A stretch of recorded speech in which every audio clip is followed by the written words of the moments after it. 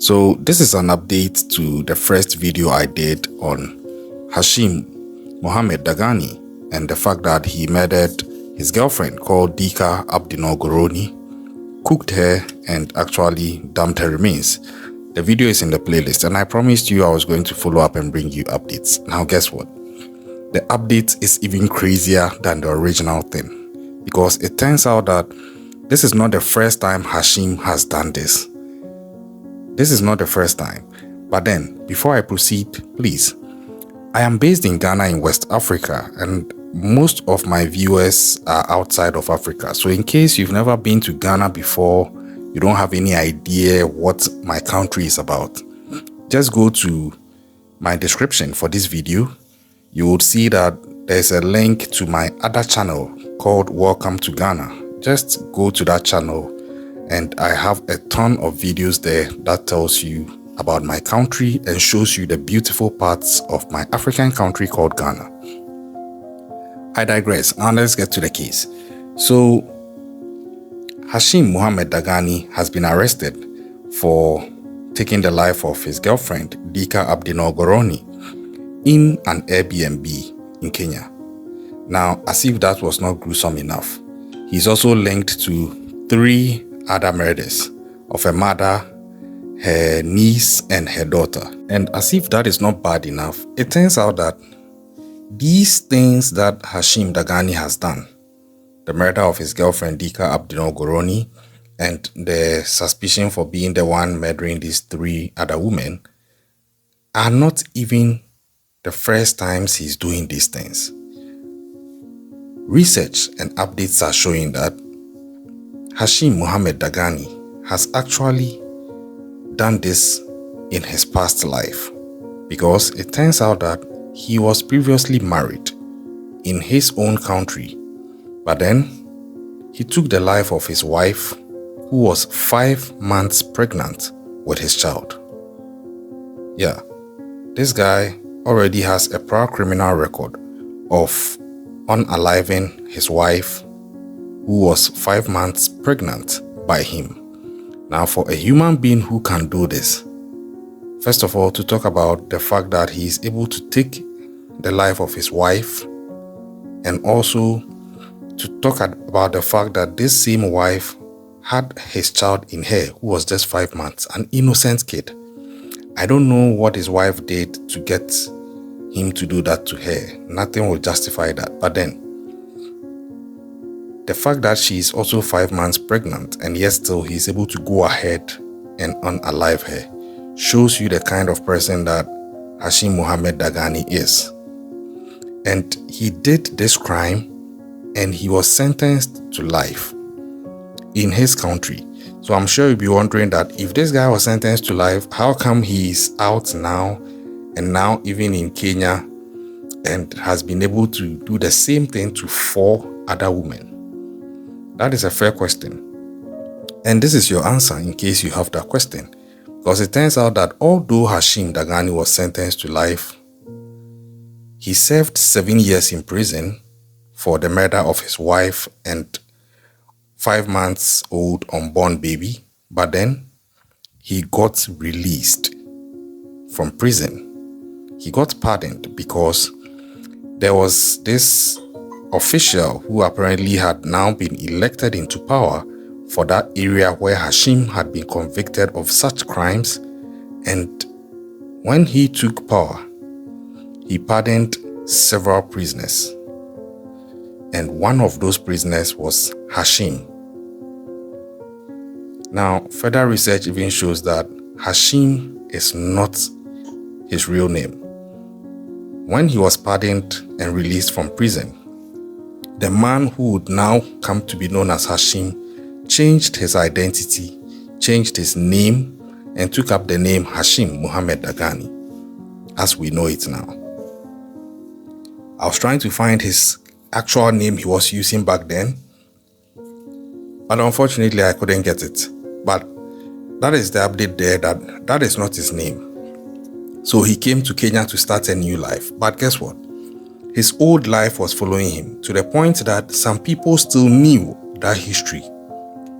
And it turns out that the family of his would-be girlfriend, Dika Abdinor-Goroni, her family knew that history, that this guy that their daughter was dating was actually convicted and found guilty and imprisoned for murdering his wife who was 5 months pregnant for him.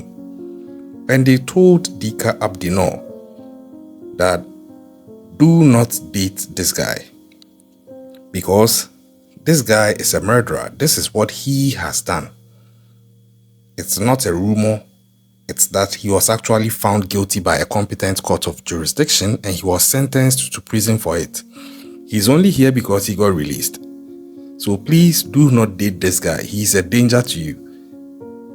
But it's reported that Dika didn't take this well. She actually still believed Hashim Muhammad Dagani was now a different person, to the point she defied her family and told them that she didn't believe Hashim Dagani was a danger to her. And that is where people mostly go wrong. I believe that hardly, very rarely, would people ever change.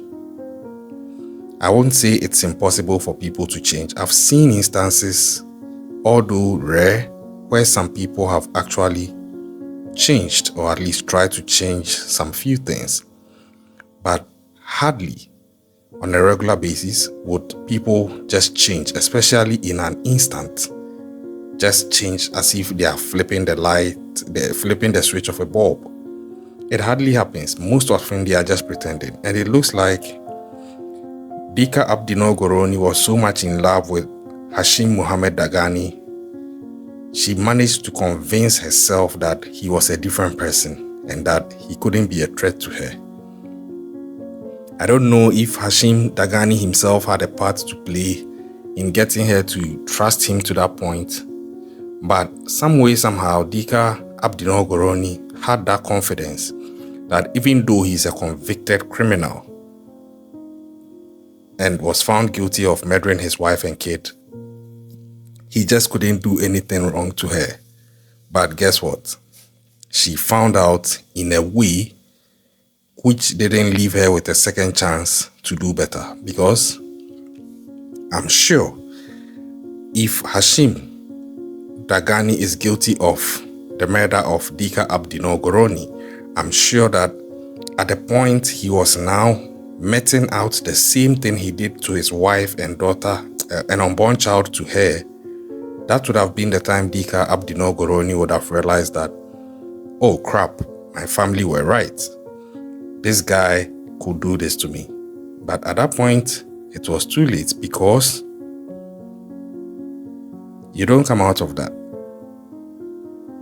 And that is the thing. I'm not saying that people who are in prison shouldn't be given second chances. All I'm saying is, sometimes the red flags are so many, it's better you err on the side of caution, because you wouldn't want to find out that the person was actually capable of doing the thing that he was imprisoned for again, and doing it to you for that matter.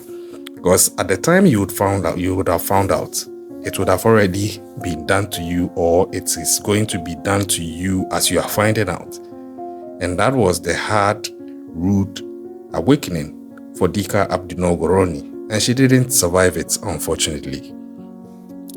My heart goes out to her family.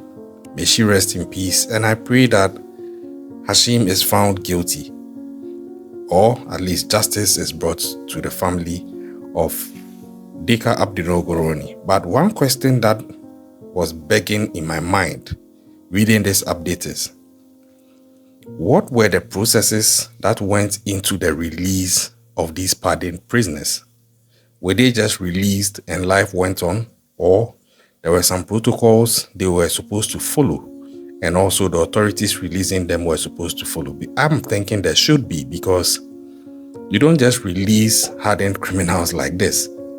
He has since come out, and if the accusations are true, he has since come out and murdered 4 other people who would have been alive if he hadn't been released. So on what grounds was this guy released? Who determined he was a changed person? I know there's parole and all, but this guy was pardoned. On what grounds was he pardoned? Was he pardoned because there was a general pardon, or he was pardoned because he earned it? 2. When he was released, what protocols were supposed to follow after his release? Is he supposed to check in from time to time? Are they supposed to check in on him? Are they supposed to check in with references? What the hell was supposed to go into him being released and life after he was released, such that this guy could move to another country, change his name, gain an identity card, blend in with the citizens there, and start the same old crazy thing he was imprisoned for, and even do it in a more deadly level? Because this time, he didn't just take the lives of 2 people, he has taken the life of 4 people, as he's accused of doing, but yet to be found guilty for. I'm still following the case. As and when updates are due, I'll let you know. But hey, like I said, if you want to know more about my country, just go to the description. You see the link to my other YouTube channel called Welcome to Ghana, and you can go there and familiarize yourself with the beautiful scenery and beautiful life of my awesome country called Ghana, located in West Africa. Stay safe out there. Keep your head on a swivel. It's better to be safe. Always err on the side of caution. I'll catch you on the next one.